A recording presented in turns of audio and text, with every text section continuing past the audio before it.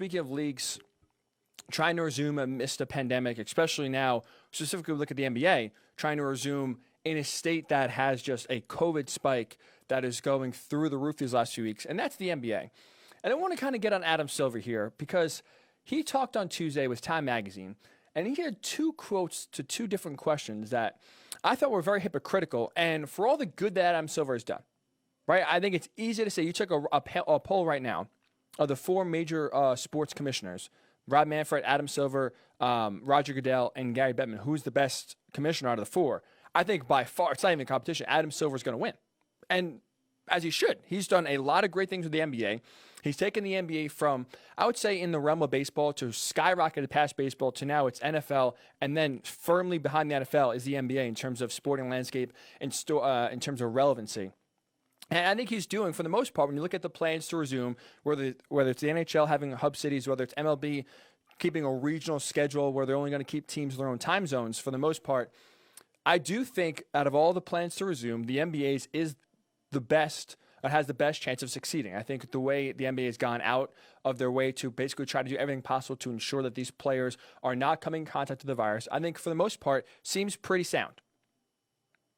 But I want to get him Adam Silver here because, like I said, for all the good that he's done, for the position that he's put the league into, where for the most part they should be really able to resume pretty easily, and for the most part all the precautions they put in should keep the players safe and should lead to the season ending and us crowning a champion at the end of the year. But Adam Silver, I think, is setting a bad example in two ways. Number one, he was talking about the bubble, quote unquote. Right? And as we know, it's not a bubble because there's going to be Disney workers, hotel workers that are coming in and coming out. The players can't leave the bubble. Anyone that's going to come close in contact with the players, staff, coaches, referees, anyone at Disney that's going to be very close interacting with these players is not allowed to leave the Disney campus. So once you're down there, basically you're down there. And outside, again, for a few hotel workers that are going to clean up the players' hotel rooms once a week, everyone else that's on the campus is going to stay down there. But Adam Silver he was asked by Time Magazine when he was talking to them on Tuesday, well, what's your plan? As the commissioner of the league, as the commissioner of a league that is trying their best to resume and finish the season, are you going to be going down there the whole time? Are you going to be coming in, coming out? And Adam Silver said this. I want to read you his quote because I think it really undercuts what the whole operation of Disney is going about. So this was his answer when he was asked what his plan is going to be if he's going to be down in Orlando the entire time or not. He said, quote, "We have an arrangement there where I'll just call it a back door into the campus, where you can almost think of it as different tiers of protection.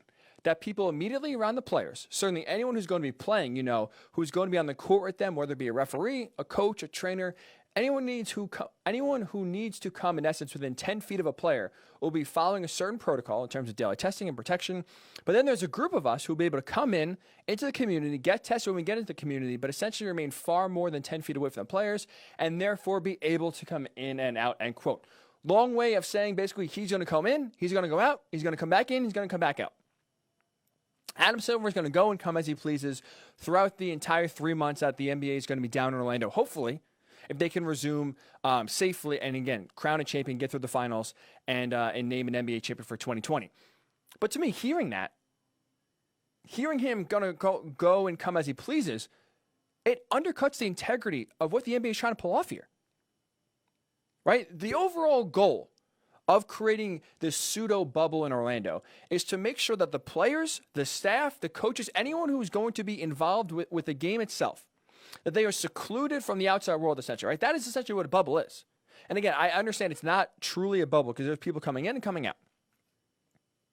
But they're going to try to limit those amount of people coming in and coming out. So for the most part, if you're there, you're there. You can't leave.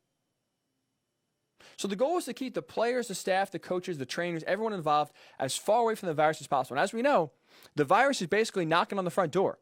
The virus is on the porch here of this Disney campus as Orange County, again, the county that Disney is in, continues to see rapid spikes of coronavirus the last few weeks. So they have these strict rules where you're not allowed to leave the Disney campus. NBA instituted an anonymous hotline which players can snitch on each other if they see a player not following the rules that they're supposed to. They went as so far as creating bracelets to alert players if they are standing too close to someone. The bracelet will sense it and an alarm will go off saying basically, hey, you're not 6 feet with someone, move away, get farther away from someone. They're going through all these steps. They're putting all these precautions to make sure at the end of the day, these players are as far away from the virus as possible and they won't be exposed to anyone who's been exposed to the virus. So then for Adam Silver to basically say he's going to come in, come out, come in, come out. I understand that maybe, sure, he's not going to be fist pumping LeBron James, or he's not going to be, giving a hug to Mike D'Antoni. But he's hurting the overall effort, the overall work of the Disney campus. Because guess what? I understand Adam Silver's going to, be safe, and he says he's not going to get, within 10 feet or any closer to the players or coaches. But let's just say this. What if in flying back and forth, he's exposed to the virus? And as we know, most of the people exposed could be asymptomatic. So Adam Silver could theoretically get exposed to the virus elsewhere, fly down, enter the bubble, get tested, get negative initially, have some symptoms, not come about for a few days, and let's just say they don't find out that he has the virus until a few hours after he lands and he's been to campus. He could secondhand or thirdhand transmit the virus to a player. If he talks to a staff member, that staff member eventually goes back to talk to another staff member. That staff member is close to the players. As we know, this virus spreads, and it spreads very quickly. That's the most frustrating part about the entire virus. The ability for it to spread so quickly, the ability for it to spread quietly, essentially. Because for the first few days, if you're asymptomatic, you have no clue you have it. You don't really feel sick.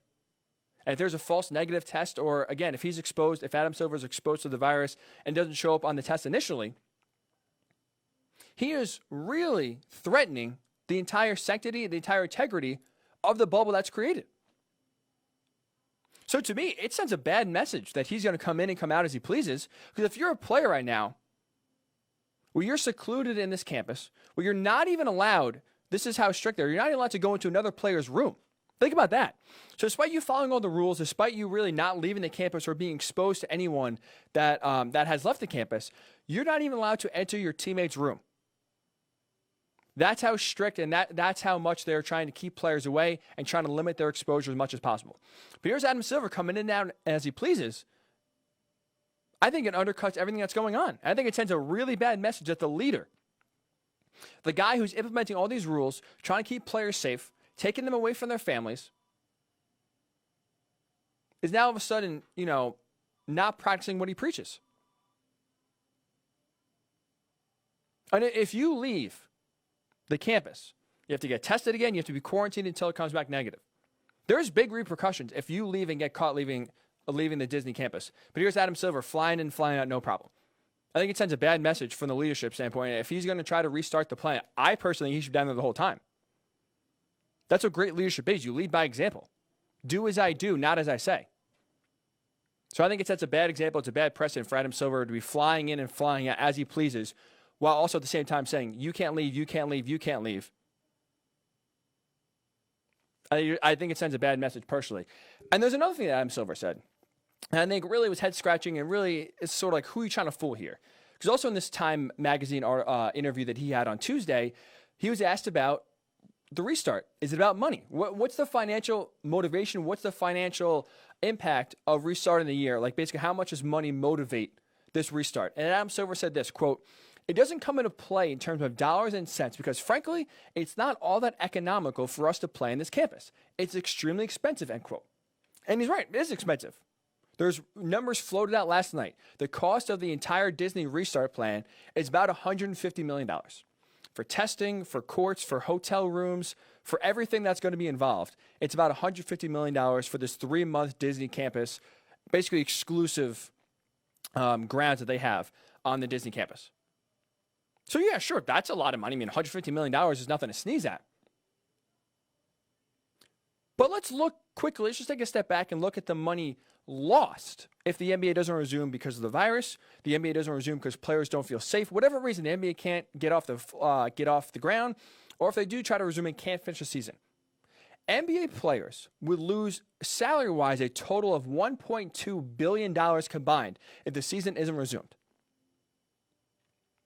good chunk of change, right? Obviously, everyone around the league won't get another paycheck if the league doesn't resume. And the NBA itself, so the players will lose $1.2 billion total in salary. The NBA itself would lose $2 billion in revenue.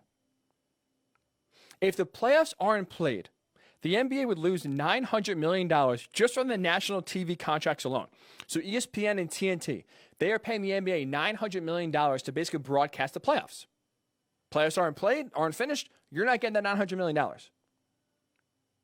So all of a sudden now, you look at the $150 that it costs, $150 million that it costs the NBA to put on this entire restart in Orlando. All of a sudden, that's pennies on the dollar to what you are at risk of losing if you don't resume the season. So I don't understand why Adam Silver is trying to not make it about the money. That's all it's about. I mean, let's be honest here. If it wasn't about the money, if it was about anything else, about not wanting to have a season that's not finished, about trying to deliver a product to the fans where in a time where there's no other distractions, right? Obviously, as we know, there's no sports going around. There's no real concerts. There's no plays. There's no real even TV shows that are coming out right now. So there's a lack of content out there when everyone is really craving for content. We can't still do much. The summer, you're not taking the vacations that you normally do. So there's a vacuum there where we could, looking for a void to fill that. Sports absolutely do fill that. But do we really think, are we that naive to think that the NBA or any other sports league cares so much about the fan, cares so much about us to where they said, you know what, we're going to risk everything here. We're going to put on this huge production. We're going to spend all this money. Players are going to risk their health so that the fan at home, working the 9 to 5, the fan who loves the NBA can go home at night and watch a game and forget what's going on in the world. And let's not be naive here. $900 million is lost from national TV contracts if the playoffs aren't played. $2 billion in revenue is lost, if the season doesn't resume. Adam Silver, come on, man. You know it's about the money. They're not going through all these hoops, putting up, really taking a massive risk just so that, just so we can have something to watch. It's about the money. It's only about the money. Because I have a very hard time thinking any player in any sport, if it wasn't about the money, if money wasn't an option, would be gung-ho about going to Orlando, being sequestered from their family for almost 2 months, maybe even longer, depending on, obviously, what your family situation is, if they can even come down to Orlando, if your team makes it past the first round of the playoffs. So I just think, think personally, those two quotes about Adam Silver saying it's not about the money, which it obviously is, and him flying in and out of the bubble, kind of setting a bad example. I'm curious to get your thoughts. Am I overreacting here, or is this true, true criticism that deserves to be at Adam Silver? He's done a great job up to this point. I said he's by far and away the best commissioner of all the major sports. There's been very little to criticize Adam Silver in the NBA about over the years. They've been ahead of social justice. They've been a players' league. They listen to their players. They're not afraid to change. They are the most in tune with society, if you want to say, they're at least tone deaf. They adjust based on what the fans say. They hear feedback. They listen. They make changes. So by far and away, the NBA, I would say, is the most fan-friendly and the most player-friendly of the major sports. But hearing Adam Silver come in and out when he pleases, despite, basically warning every other player, you better not leave, and then saying it's not about the money, but it really is. To me, I think Adam Silver set a bad example. I really do. So I'm curious your thoughts. Am I overreacting, or is Adam Silver truly setting a bad example here by not practicing what he's preaching, by trying to claim it's not about the money, but you look at the financials, it is only about the money when you're trying to resume here?